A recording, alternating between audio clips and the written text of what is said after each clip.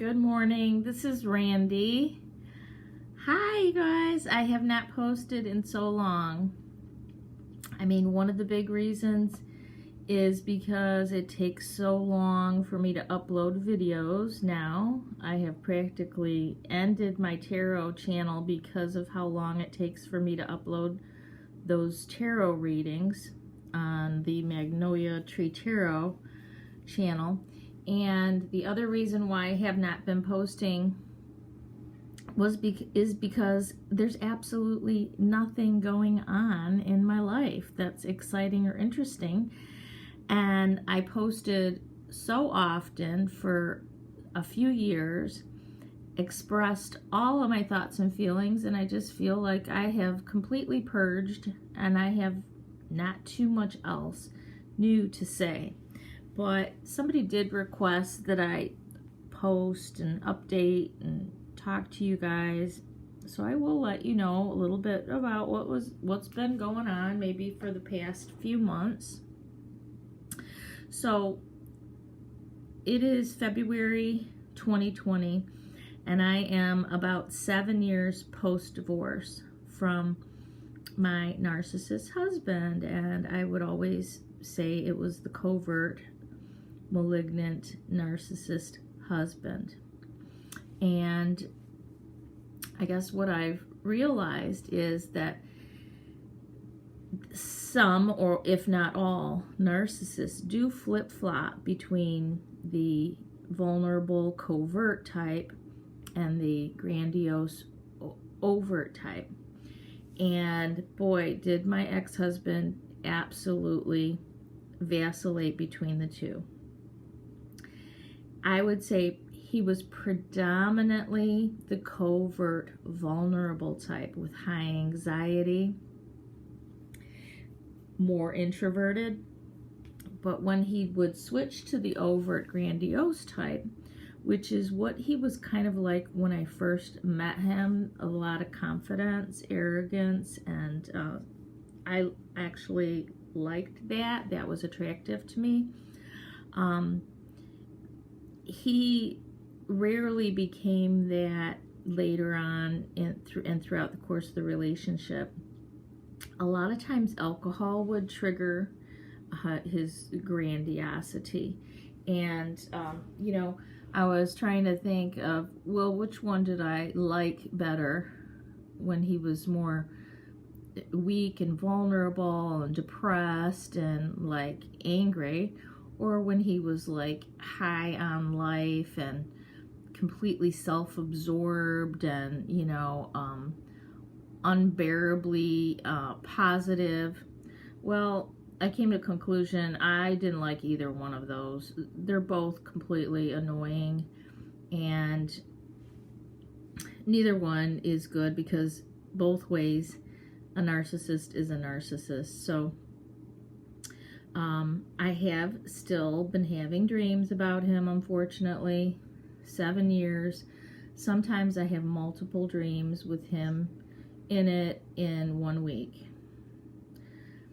They're mostly not nightmares. They're mostly like good or just neutral types of dreams, but it is annoying waking up with him on my mind, because I've dreamt about him all night. Nothing I can do about my subconscious. One kind of weird thing is, right before Christmas, his brother friend requested me on Facebook. That was so weird. It was so unexpected and abnormal. It was very unusual. I was never very friendly with his brother, and his brother's married, and I am friends with his brother's wife, but I don't know, why would his brother friend request me? I have no clue, but I did accept, and it's been 2 months and nothing else has come of that. There hadn't been any direct communication between me and his brother, so I don't know, maybe he was just interested or curious about my Facebook page, which is really not too interesting. But So that happened. I have also found that over time I forget all the horrible things that happened in my relationship. So in a way it's good because I'm not being like re-traumatized all the time. I'm not having a lot of triggers. But it's also bad to forget about the bad times, the horrible times, because it makes me want the narcissist back, and I have to keep reminding myself by listening to my own videos of my own description of the amount of stress that I was under, and that reminds me. So I did that yesterday, and it was very helpful. My own videos were helpful to me. It's funny. But as far as my life goes, I'm pretty much bored, or stress-free, whichever one of those you would like to, use to describe. In my free time, I plan in my mind for retirement. I purge bags of clothes and junk almost every week so that I can start emptying out my house, because I think it is going to take about 6 or 7 years to get rid of a lot of stuff. I'm going to try to travel lightly when I retire, might want to move, so I'm starting to prepare now so it's not such a huge task when that day finally comes. I still go on vacations by myself, or of course I try to get friends to go. I still go to shows, to concerts. I have not gone to meetups lately, but yesterday I was looking at the meetups, and I actually joined a couple new meetups and signed up for a couple new things. I don't know, just so I can go out.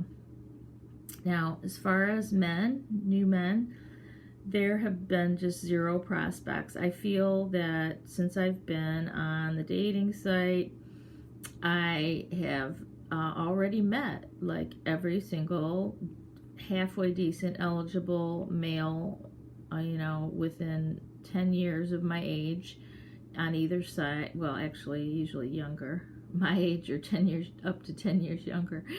I don't go for older.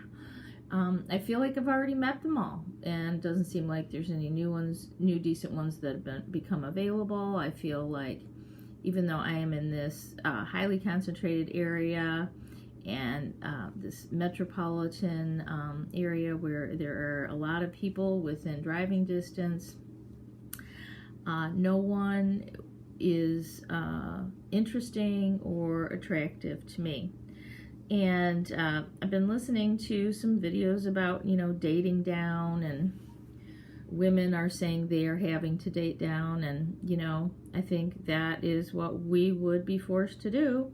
If many of us are going to date at all, it will have to be dating down, and I just absolutely refuse to do that. One video I listened to, or a couple actually, are men's response to women complaining about their only choice is to date down, and of course the men are talking about how, that's not dating down. They have a higher opinion of themselves. They're misjudging themselves and misjudging the men. They're not really dating down. All of those men that they think are beneath them are really, they're equal or better than them. They're wrong, and they're complaining about something, and they should just go ahead with it, and these women are all crazy. But the thing is dating down is subjective. Dating down is in the eye of the beholder, whether it's reality or not. No one can say who's better than the other person, who's in a better position, who's better looking, okay? But if you don't feel like you're dating up or dating equal, then you're not, okay? It's all about how the woman feels. And I am not going to try to date somebody or accept a date from somebody more than once, because I'm getting to know them at the beginning, but, it doesn't take long, and you realize, no, this isn't going to work, and when you have so many of these experiences repetitively where no one meets the standard, and no one is interesting, no one is, fun, seductive, attractive, got things going for them, puts forth effort, has energy, has similar, interests. When there's no one like that for so long, you do give up, and you cannot go ahead and date down and maintain that for very long. Because you will definitely be unhappy, and you will end up hurting the man, because you're fooling yourself. You're not into it. I've tried to force myself, because this is what people tell me I should do. Well, it does not work. And so I have been resigning myself to the fact, and I've been settling in with the idea that I'm never going to be in love with anybody anymore again in my life. Like, it's over for me. In my 50s, I'm not going to fall in love. I'm done. I've already fallen in love a few times, and that's it. 3's a charm. No more. It's not happening. I mean, there is love that pre-existed and could exist with one person that I know of, and I'm not talking about the narcissist, but this person is already in a committed relationship. So, of course, I don't wait around for anybody, but I only have one person in mind, in my life that I know things would work out, and I would definitely be interested and want to try things with him. But, he's already committed. So, not married, but he is committed. Other than that, that's my update. I don't have much else to say, but thank you for still listening to my videos. I still get comments, even though they're years ago. And, my videos are not coming from a clinical standpoint. They're not professionally made. I just go ahead and show whatever, is on my table, like candles. And still, you guys listen, and I really appreciate it. And I will definitely continue to update you if anything good happens to me. So have a great day, and I will talk to you later. Thanks for listening.